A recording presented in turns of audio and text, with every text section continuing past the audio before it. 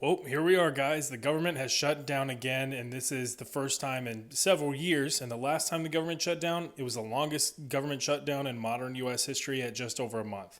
So buckle your seatbelts, this is going to be lengthy. Yesterday, both sides of Congress failed to pass any kind of continuing resolution that's basically like, think of like a stopgap budget. Instead of passing a budget for the full fiscal year, the continuing resolution gives them like, let's say like 6-7 weeks of funding, and then that gives them more time to build the full year budget.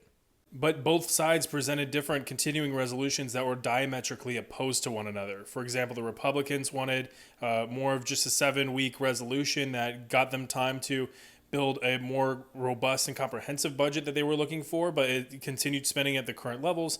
Well, Democrats wanted a full year budget. Democrats also wanted some guarantees on healthcare appropriations and tax credits, and they wanted to make sure that these were ironclad guarantees, meaning that once they agreed to them, they couldn't just be dialed back as they could with a continuing resolution. Once you negotiate one continuing resolution, those promises don't necessarily carry over to the next budget or the next continuing resolution.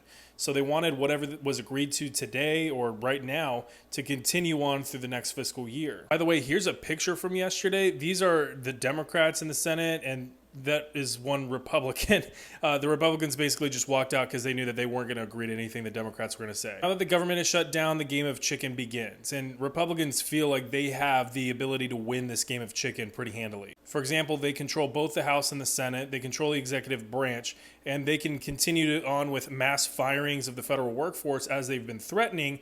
And they've basically masked that as, oh, this is a consequence of us not agreeing to a budget. In reality, those firings were going to happen anyway. However, they can continue to message to Americans that, oh, this is the Democrats' fault, they're not agreeing to a budget, and this is why a lot of federal workers are not going to be paid while they're still going to have to show up for work. Of course, that was a problem the last time the government shut down for over a month, but the economy back then wasn't necessarily as bad as it is today. Today, it's pretty rough.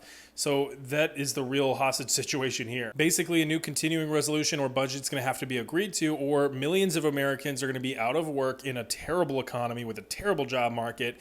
And those that are still having, to work their federal job are not going to be paid. And they can't really afford to do that for very long until they have to leave their job and go get a job that actually pays them money. So the real question is just how long Democrats will be able to hold out before they feel they have to relent. Because yes, while Republicans do control the House and the Senate, they do need 60 votes to pass this resolution, so they will need some Democrats or independents to jump ship and vote for them. There's a lot going on with a lot of impacts and consequences of this, so stay tuned.